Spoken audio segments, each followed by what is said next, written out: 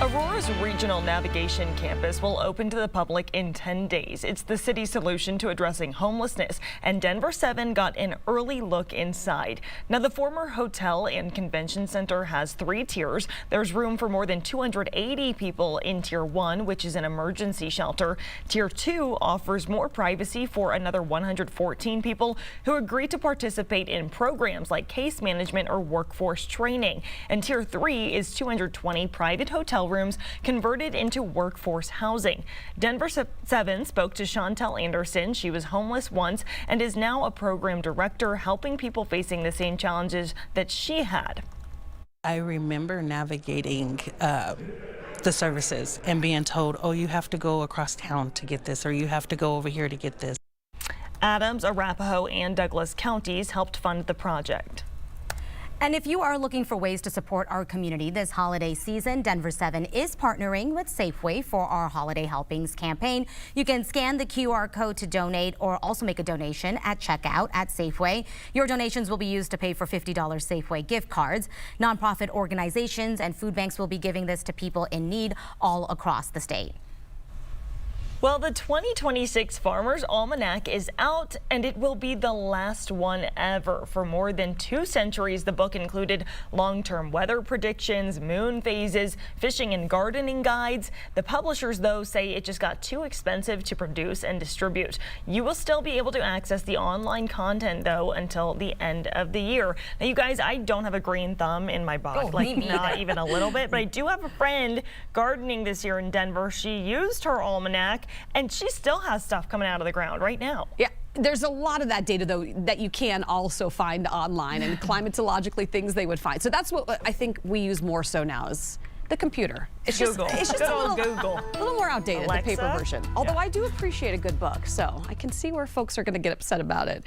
Take a look. November 7th in a nutshell. Average high 56 degrees. We're going to be in the low to mid 60s this afternoon. Record high is 78. Set back in, well, what my daughters would call the late 1900s.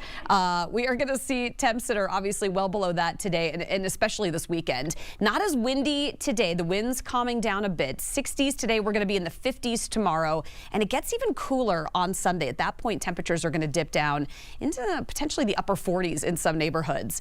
Winds right now at about 5 to 15 miles per hour. It's still going to be a little bit gustier up and through the northern Front Range Mountains early on, and so you'll see those winds upwards of around 20 to 30 miles per hour. Skies are pretty clear, though, here in statewide. We're going to see a quiet start. Sunny skies as you look off to the east. Clear right now. It was a beautiful moon last night, and we're going to see here tonight a similar situation with some clear skies. 20s and 30s. Right now downtown we're at 35. It is a colder start without that downsloping wind this morning. Temperatures are going to be back down closer to freezing as you step out the door.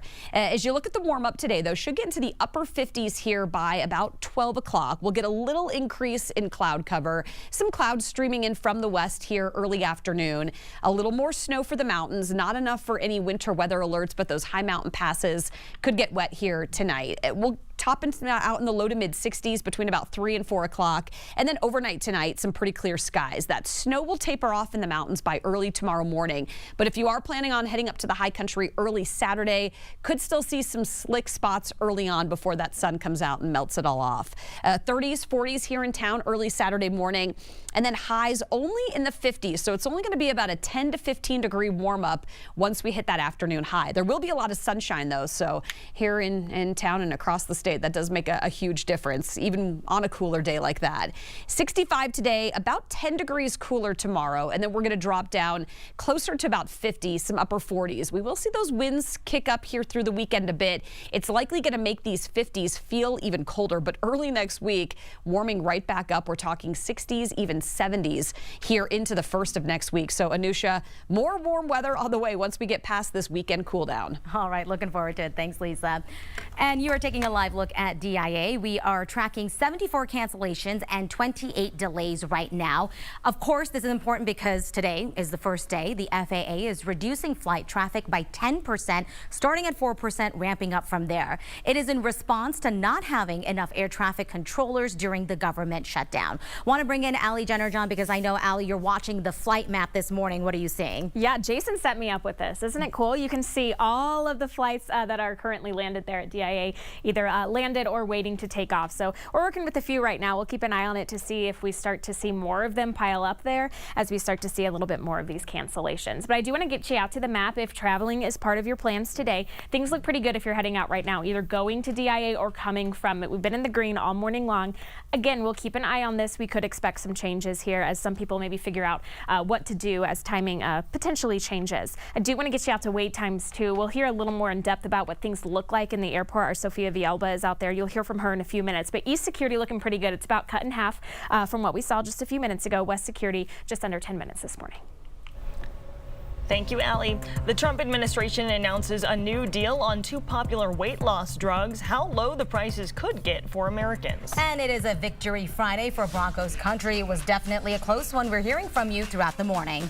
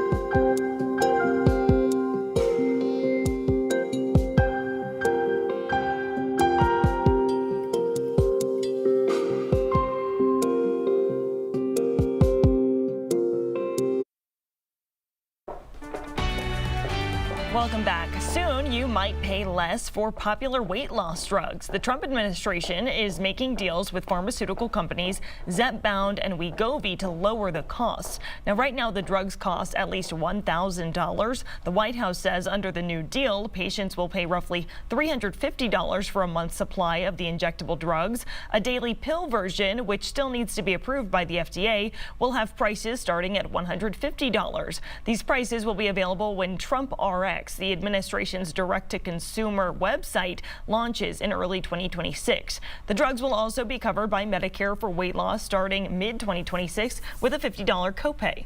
Colorado's Department of Health believes that there are kids exposed to lead and families don't even know about it. It's why they're trying to get your attention right now. So the most common sources of lead are actually lead-based paint in homes built before 1978, and then imported goods like spices and even ceramic ware. Now, taking a closer look at some of those numbers, in 2024, the state actually tested 30,000 kids, found that 750 had high levels of lead. That's particularly scary if your kiddo is under the age of 3 or if you are pregnant. Exposure to lead can cause issues with brain development, with neurological development. It can show up with behavioral and learning issues. It can have an impact on their hearing and their speech. That's why the state has set up a quick online quiz to figure out if you could be exposed, and that could lead to a blood test for kids. If those tests are coming back positive, the state health department told me they actually offer free in-home investigation to figure out what's going on, ways to cut down your exposure. And one of the unique things they do is actually a spice swap program, so you can keep cooking the way you want, but with safer ingredients. A federal judge is temporarily blocking part of a state law requiring social media warning labels for kids. Lawmakers passed that law last year. It would have required social media companies to display a pop-up warning younger users about the dangers of using too much social media. Tech companies sued to try to block the law, and the judge found that it likely violates the First Amendment. And now the law is on hold until the suit plays out in court. It's day one of the FAA flight cuts. We hear from a travel expert on your rights if your flights get delayed or canceled. People are relying on SNAP are now caught in a legal battle. The latest move by the Trump administration, as some Coloradans are going days without food.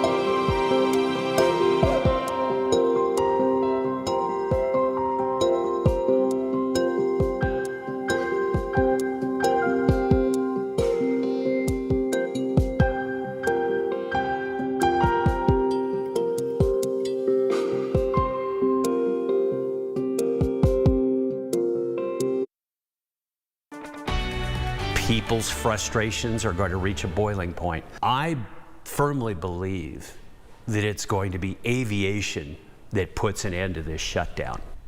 We'll wait and see. Could massive disruptions in travel end this government shutdown? Now on Denver 7 News at 5:30, we are just starting to see the impact on travelers. Yeah, the FAA started cutting flights today, including at DIA. They said they had to do this to keep everyone safe because of a shortage of air traffic controllers during the government shutdown. They are working without pay right now, have been since the beginning of October.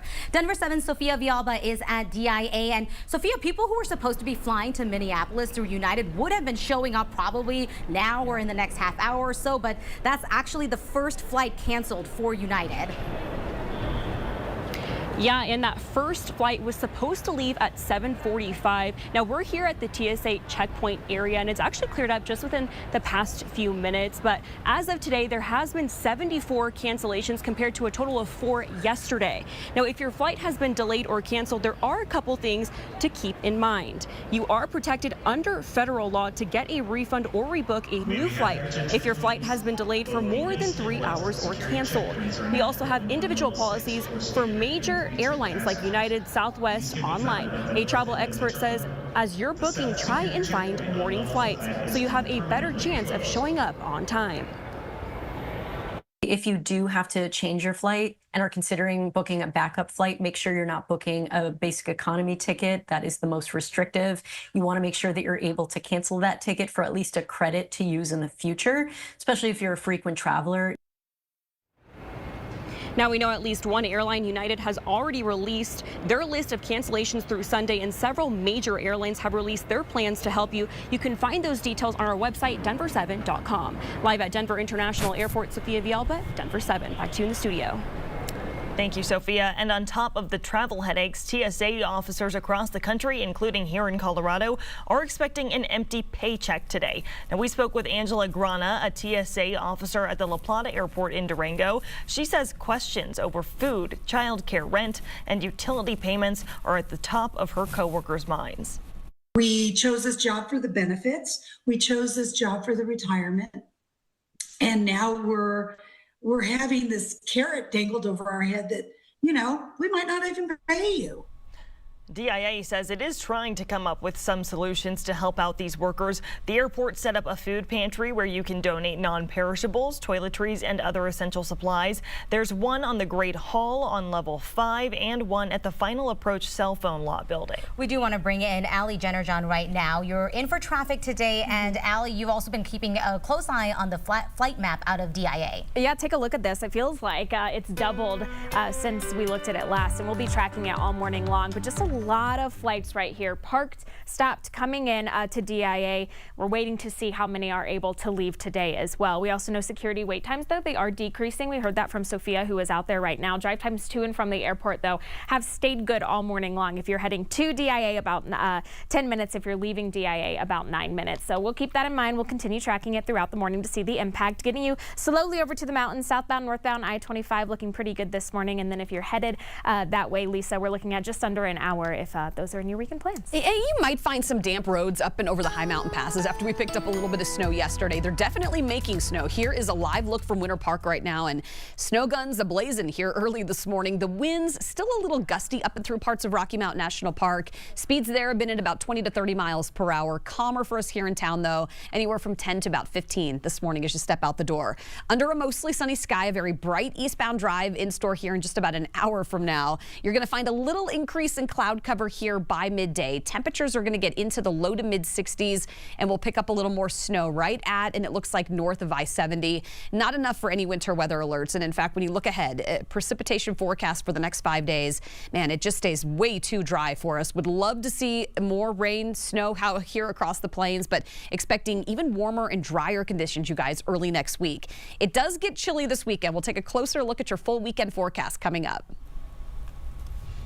Thank you so much, Lisa. You're taking a live look right now at Capitol Hill. The Senate is expected to vote today on whether to end this government shutdown 38 days later. The resolution that passed the House has already failed 14 times. This bill would include a new end date sometime in January instead of November 21st, which was in the original bill. Healthcare subsidies are still the major factor keeping both sides from a deal. More than 600,000 Coloradans who rely on SNAP are now caught in the middle of a legal battle over the program. The Trump administration is appealing a federal court order requiring it to pay out full benefits for November. They have until today to comply. The vice president saying it's absurd that a federal judge is telling them what to do during a government shutdown that he blames on Democrats, who in return are saying the Trump administration had more emergency money to roll out for benefits this month. In the meantime, though, we've been talking with a woman who was outside a Lakewood food bank yesterday. She says that she skipped eating for 3 days. So without the food, it's like, what do you do? And I'm diabetic. So my sugar right now is 367, which is way too high. Attorney General Phil Weiser says that his office is now giving $400,000 to food banks and pantries. Weiser is running for governor. The money comes from a recent settlement with Dollar General. A state investigation found the retailer was charging higher prices at checkout than those shown on store shelves. We always want to remind you, too, that you can help support people during the government shutdown right now. We have a Denver7 Gives campaign. You can scan the QR code on your screen to donate. All of the funds go directly to our community. And thanks to your generosity, we've already helped 2 single moms and a woman now taking care of her grandnephews while on a fixed income. This is helping them get the food and other essentials that they need. You can watch their stories on Denver7.com. Which team do you dislike the most? The Raiders! Can't stand the Raiders. It's always been a rival between us and them. Well, you know what, Broncos country? If you were looking for an intense Raiders rivalry game, you did not get it last night on Thursday Night Football. That final score, it speaks for itself, 10-7. But we say it all season long, right? A win is a win. Doesn't matter how we got there, Doesn't matter right? how we got there. And I mean, it was a brutal first half for the quarterback, Bo Nix, and the offense. It wasn't until late in the second quarter when Bo connects with rookie Pat Ryan for this 43-yard pass. Bo passed it to his college teammate Troy Franklin for the touchdown. The defense gets the credit, though, for this win with 5 sacks on Raiders quarterback Geno Smith in the first half. Here's what the team had to say after the game. You know, we're a team sitting at 8 wins. I think we're the only team sitting there. So, and yet we're constantly looking internally. It was a tough night offensively, obviously, and you know, and I give them credit. You know, they did some things differently that we hadn't seen, and we'll look at that tape and we'll learn from it. We just have a tough and resilient football team. We find ways to win. Usually right now it's the defense, and you'll win a lot of games with the defense playing like that. And then tonight we had a little spark with some special teams plays, and then, you know, we just, at some point, we got to start moving the football and scoring points. And if you have thoughts on last night's game, because we know you do, we want to hear from you. Give our Broncos hotline a call at the number on your screen there, 303-832-0111. Leave your name and where you're calling from. And a reminder, please keep it clean, and you might hear it right here on air.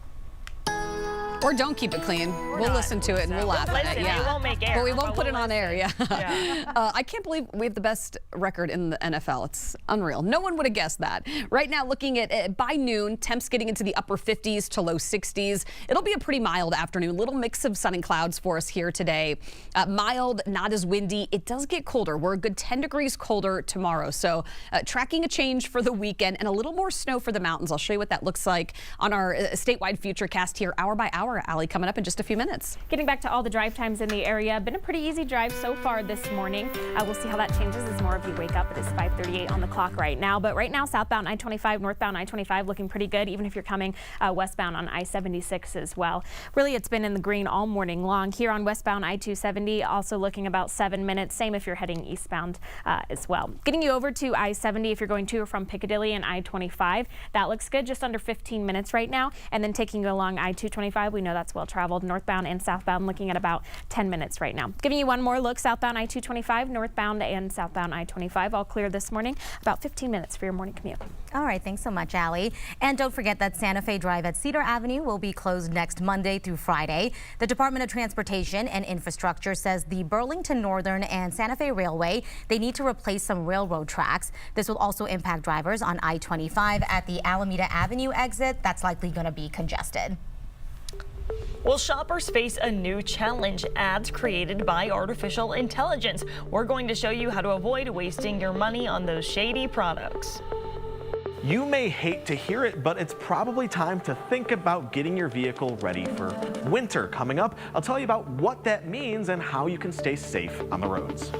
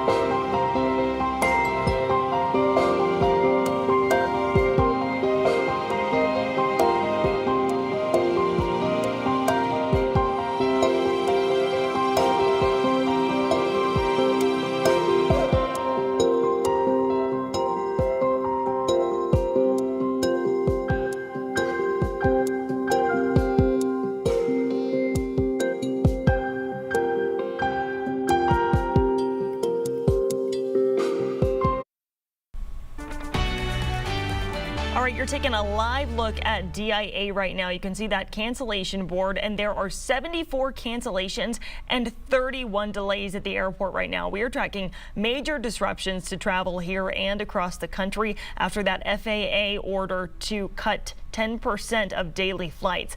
United Airlines already canceled more than 40 flights in and out of Denver today. And we talked to one restaurant employee yesterday who says these disruptions, they might be good for their business, but at a cost to customers.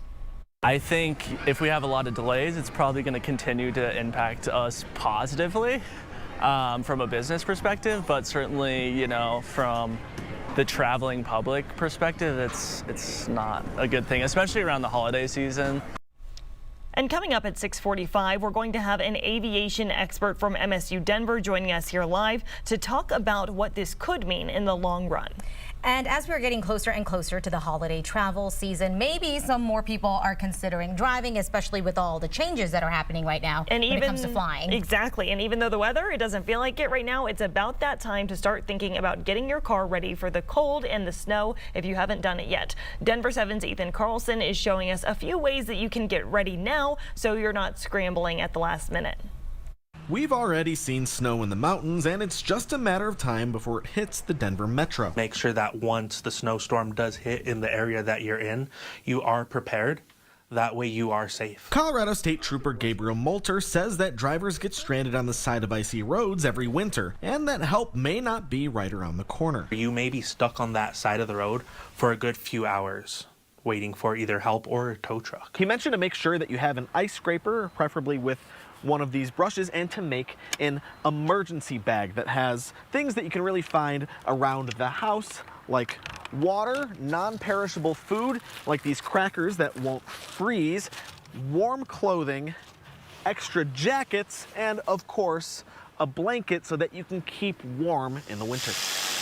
To lower your chances of your car breaking down, you should get it checked out by a professional like Brian Carlberg, owner of Astro Automotive in Baker. As fall's setting in, now's a good time to get ready, prepared, so when that first snowstorm does hit, you're not caught by surprise. Checking fluids like antifreeze and washer fluid is the most important step. You need to have a minimum of a negative 20-degree protection. And make sure you check your tire pressure. The best way to find what your manufacturer recommends your tires to be set at is the decal that's inside the driver's door frame. And you can even use a quarter to check your tire tread. If you can see any portion above the head, then the tire's no good. Make sure your battery is good to go and consider a fresh oil change and new wiper blades. But above all, make sure that when the snow does hit, you drive with care. The speed limit is made for a dry day. In Denver, Ethan Carlson, Denver 7. A Denver tradition is back for its 35th year. Tickets are now on sale for Zoo Lights at the Denver Zoo. It is so much fun. It starts on November 24th, runs until January 4th. Those tickets are $26 for adults, $19 for kids ages 3 and over. You can buy them on the zoo's website right now.